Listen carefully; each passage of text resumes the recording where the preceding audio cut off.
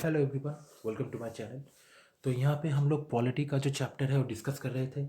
आप लोगों को याद है हमने लास्ट जो डिस्कस किया था वो किया था 1784 का पिट्स इंडिया एक्ट। उसके बाद हम लोग अभी आगे बढ़ रहे हैं, ठीक है। एक्ट ऑफ 1786 हम लोग डिस्कस करने वाले हैं और चार्टर एक्ट हम लोग डिस्कस करेंगे, ठीक है। चार्टर एक्ट जो है जो हर 20 साल में आता है। चार्टर एक्ट 1793, उसके बाद 1813, ये तो इस वीडियो में हम लेंगे। इसके बाद 1833 आएगा और उसके भी 20 साल बाद 1853 आएगा, ठीक है। तो ये जो चार्टर एक्ट है हर 20 ईयर्स में रिवाइज होता है, ठीक है। तो चलिए हम लोग स्टार्ट करते हैं टाइम ना वेस्ट करते हुए। सबसे पहले देखिए 1786 का एक्ट क्या बोलता है। ये देखिए सारे एग्जाम्स के लिए इंपॉर्टेंट होगा। 1786 का एक्ट ये बोलता है कि उस टाइम पे लॉर्ड कॉर्नवालिस कौन है? लॉर्ड कॉर्नवालिस एक बहुत इंपॉर्टेंट नाम है हमारे हिस्ट्री के पर्सपेक्टिव से, इंडियन हिस्ट्री। क्यों? क्योंकि इन्हें फादर ऑफ क्या बोला जाता है? इंडियन सिविल सर्विस, है ना। तो आप ये चीज़ याद रखें, फादर ऑफ सिविल सर्विस, ठीक है ना। तो अभी लॉर्ड कॉर्नवालिस को एक मौका दिया गया है कि आप गवर्नर जनरल ऑफ बंगाल तब थे, तो गवर्नर जनरल ऑफ बंगाल का पद संभालिए। लेकिन इसके लिए लॉर्ड कॉर्नवालिस ने कुछ कंडीशन लेट किया था पार्लियामेंट के सामने, ब्रिटिश पार्लियामेंट के सामने, कि मुझे अगर ये कंडीशन दिया गया, मुझे अगर ये पावर्स दिए गई, तो ही मैं गवर्नर जनरल ऑफ बंगाल का जो पोजीशन है वो लूँगा, ठीक है। तो क्या कंडीशन थे लॉर्ड कॉर्नवालिस के? आप पॉइंट में लिख के जाइए। तो लॉर्ड कॉर्नवालिस ने पहला जो कंडीशन दिया था वो था वीटो पावर का, कि उनको वीटो पावर चाहिए था, यानी कि काउंसिल को ओवर रूल करने का, ओवर राइट करने का पावर। काउंसिल जो 4 मेंबर्स 3 मेंबर्स जो आपने पढ़ा था, तो वो काउंसिल अगर कोई डिसीजन उनके अगेंस्ट ले या फिर फॉर में ले, ये उनके पॉलिसीज में इम्पैक्ट ना कर पाए, इनके पास वीटो पावर होना चाहिए। अपना पॉलिसी का अपना डिसीजन ये खुद ले सकता है, ठीक है। नेक्स्ट है he wanted to become the commander in chief. Commander in chief होता है डिफेंस का हेड। जैसे हमारे देश में प्रेसिडेंट होता है वैसे ही डिफेंस का हेड होता है कमांडर इन चीफ, ठीक है। तो उनके पास ये पावर हो कमांडर इन चीफ का डिफेंस का, ये भी लॉर्ड कॉर्नवालिस के पास कंडीशन थी। तो ये कंडीशन उन्होंने पार्लियामेंट के सामने रेस किया, पार्लियामेंट ने इन्हें एक्सेप्ट किया और इसके बाद इनको next governor general of Bengal बना दिया गया था, ठीक है। नेक्स्ट देखिए, हम लोग स्टार्ट करने वाले हैं चार्टर एक्ट। चार्टर एक्ट पहला जो सबसे इंपॉर्टेंट, जो जो पॉइंट्स यहाँ पे है इससे बाहर कुछ नहीं आने वाला। पहला है 1793। 1793 से हम लोग स्टार्ट करेंगे चार्टर एक्ट। यहाँ पे क्या क्या प्रोविजन है? सबसे पहले देखिए, द गवर्नर जनरल, बंगाल के जो गवर्नर जनरल थे, he got more power to control Bombay and Madras presidency. मतलब आप लोगों को पता है कि गवर्नर जनरल ऑफ बंगाल है ना, इनको हेड बना दिया गया था पहले, और इनके अंडर ही बॉम्बे और मद्रास को लाया गया था, बंगाल के अंदर ही। तो अभी ये जो कंट्रोलिंग पावर है बॉम्बे और मद्रास का, गवर्नर जनरल के पास जो कंट्रोलिंग पावर है उसको और बढ़ा दिया गया। He got more powers to control Bombay and Madras, ठीक है, पहला पॉइंट है। नेक्स्ट पॉइंट क्या बोल रहा है कि ऑल द एक्सपेंसेस, खर्चा, सारा खर्चा बोर्ड ऑफ कंट्रोल का। ये बोर्ड ऑफ कंट्रोल कौन सा वाला कंट्रोल है? ये वो बोर्ड है जो पार्लियामेंट लंदन में है, लंदन का बोर्ड है जो कंट्रोल कर रहा है। तो लंदन का बोर्ड में कितने मेंबर्स थे आप याद कीजिए? 6 मेंबर्स थे ना। 6 मेंबर्स को अपॉइंट किया गया था, पहले हमने पढ़ा था। तो इन 6 मेंबर्स का सारा खर्चा कहाँ से उठने वाला है? इंडियन रेवेन्यू से। इंडियन से जो रेवेन्यू आ रहा है, इन इंडियन रेवेन्यू से ही उन 6 बोर्ड ऑफ कंट्रोल मेंबर्स का सारा पेमेंट किया जाएगा, ठीक है। तो सारा दाय इंडिया के ऊपर है, इंडिया के रेवेन्यू से जाएगा। नेक्स्ट पॉइंट क्या है कि the trade monopoly of the east India company was extended for 20 more years. अब देखिए ट्रेड मोनोपोली का मतलब क्या है कि आप देखिए यहाँ पे ईस्ट इंडिया कंपनी आया किस लिए था? ब्रिटिश ईस्ट इंडिया कंपनी आया ही था ट्रेड करने के लिए, और ये एक परमिशन लेके आए थे क्वीन एलिजाबेथ से उस टाइम पे कि उन्हें एक मोनोपोली ट्रेड का दिया जाए। मतलब सिर्फ वही ट्रेड करेंगे। ट्रेड मोनोपोली का मतलब यही होता है, मोनोपोली का मतलब यही होता है कि सिर्फ मेरे पास ही वो पावर है ट्रेड करने का, और किसी के पास वो परमिशन नहीं रहेगा।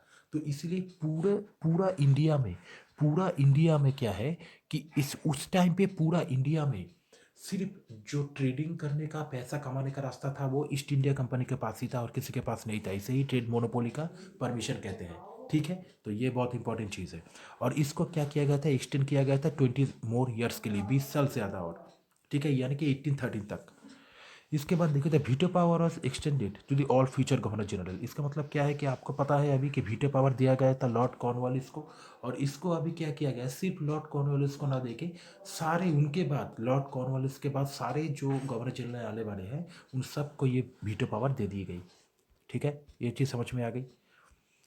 नेक्स्ट हम लोग देख लेते हैं। देखिए ये इंपॉर्टेंट नोट है, आप ज़रूर लिख के रखिए कि लॉर्ड कॉर्नवालिस उस टाइम पे 1793 के टाइम पे lord Cornwallis brought the reform of no discrimination in the civil services. ये तो आप लोगों को पता है, फादर ऑफ सिविल सर्विसेज इन्हें कहते हैं। तो क्यों? क्योंकि इन्होंने ये पहली बार no discrimination in the civil service examination का प्रोविजन लाया था। कोई डिस्क्रिमिनेशन, कोई भेदभाव नहीं होने वाला सिविल सर्विस एग्जाम पे based on race, caste, creed, religion, इन सारे एस्पेक्ट के ऊपर कोई डिस्क्रिमिनेशन या कोई भेदभाव नहीं होना चाहिए सिविल सर्विस पे। ठीक है, लेकिन ये जो कंडीशन था ना, अब देखिए ये सिर्फ उस टाइम पे यूरोपियंस के लिए था, इंडियंस के लिए नहीं था।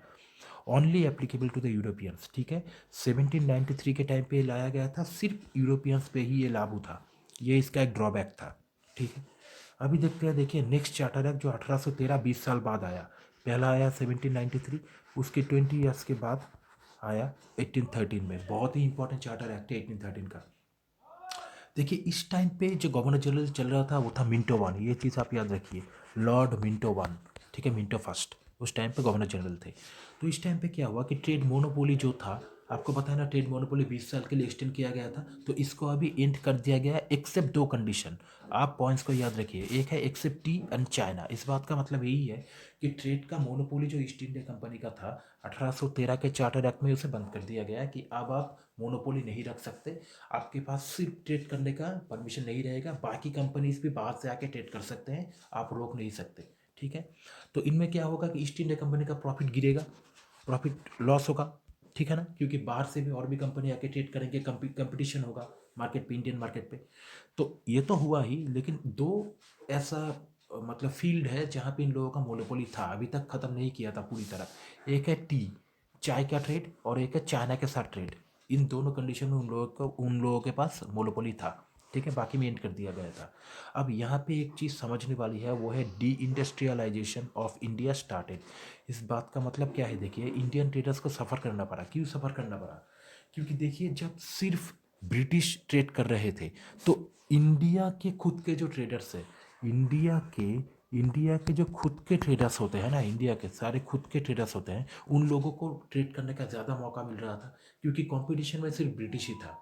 लेकिन जब ये मोनोपोली एंड कर दिया गया, तब क्या हुआ कि बाहर से बहुत सारे अलग अलग कंपनी, फ्रेंच, ये वो, तो क्या ना, अरब अरब की साइड से, बहुत सारे साइड से बहुत सारे देश के ट्रेडर्स आके इंडिया में ट्रेड करने लगे। तो क्या हुआ, कंपटीशन बढ़ गया। तो इन सारे कंपटीशन में फिर से इंडियन जो ट्रेडर्स थे, इंडियन ट्रेडर्स का जो वैल्यू था प्रोडक्ट का, चीज़ों का, वो गिरने लगा। क्योंकि बाकी जगह से लोग और भी अच्छे माल, अच्छी चीज़ें सस्ते में ला रहे थे।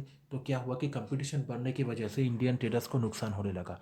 इसीलिए इसे कहते हैं डी इंडस्ट्रियलाइजेशन। मतलब इंडिया का खुद का इंडस्ट्री जो है वो टूटने लगा था, इसीलिए डी इंडस्ट्रियलाइजेशन ऑफ इंडिया इसे हम बोलते हैं। और ये शुरुआत है। ये आप पॉइंट मार्क करके रखिए, बहुत ही इंपॉर्टेंट पॉइंट है ये। This is a very important point. ठीक है, उसके बाद देखिए, ये मैंने बोल्ड पे लिखा हुआ है, this is very very important, this is very very important. यही एक्ट है 1813 का चार्टर एक्ट, जिसमें entry of Christian missionary in India, पता नहीं कितने सारे एग्जाम में पूछा गया, अनगिनत, बहुत सारे एग्जाम में एमसीक्यू के मतलब टाइप से पूछा गया था। क्रिश्चियन मिशनरी का एंट्री हुआ था कौन से एक्ट के अधीन, किस टाइम पे? तो 1813 का चार्टर एक्ट के अधीन क्रिश्चियन मिशनरी का पहली बार इंडिया में एंट्री हुआ। पढ़ाई जो एजुकेशन है उसका रिफॉर्म अभी होगा, आप देखिए। नेक्स्ट पॉइंट यही है रुपीस, ये तो और भी इंपॉर्टेंट पॉइंट है कि 1 लाख रुपीस, 1 लाख रुपीस का सबसे पहला जो ग्रांट है, पैसे का ग्रांट है, वो किया गया था ईस्ट इंडिया कंपनी को फॉर एजुकेशनल रिफॉर्म्स। ठीक है, for educational reforms in the areas in which they have control. मतलब जिस चीज़ एरिया में ईस्ट इंडिया कंपनी का कंट्रोल था, वहाँ पे पढ़ाई, एजुकेशन पे सबसे पहला रिफॉर्म लाया जाए। इसके लिए 1 लाख, ये टर्म बहुत इंपॉर्टेंट है। हर एग्जाम में पूछा जाता है कितना रुपये ग्रांट किया गया था पहली बार 1813 के एक्ट में। 1 लाख रुपीस पढ़ाई के लिए, पढ़ाई मतलब एजुकेशन के रिफॉर्म्स के लिए पहली बार ग्रांट हुआ था for the east India company in the areas in which they have control, जहाँ पे ईस्ट इंडिया कंपनी का रूल था। बात समझ में आ गई? This is the first step towards the western education reforms in India. Western क्यों? क्योंकि ये वेस्टर्न साइड से, ब्रिटिश के साइड से ये रिफॉर्म्स हो रहा है। ठीक है, आगे बढ़िए। ये बहुत इंपॉर्टेंट पॉइंट है। और लोकल गवर्नमेंट्स जो है got the powers to impose taxes. मतलब लोकल गवर्नमेंट्स कौन से हैं? बॉम्बे, मद्रास, इन सारे जो अलग अलग प्रेसिडेंसी है, यहाँ पे जो गवर्नमेंट जो रूलिंग था, ठीक है ना, जमींदार्स का और इन सब का, मर्चेंट्स का, तो इन लोगों के पास टैक्स इम्पोज करने का, कलेक्शन करने का भी पावर मिल गया था इस एक्ट के अंदर, ठीक है ना। नेक्स्ट पॉइंट हम लोग देख लेते हैं। देखिए ठीक है, ये तो इतना हो गया, तो इतना ही था इस वीडियो में, छोटे से वीडियो मैंने बनाया। नेक्स्ट जो एक्ट है नेक्स्ट वीडियो में मैं ले लूँगा, ठीक है। थैंक यू, आप लोग नोट्स बनाते जाइए।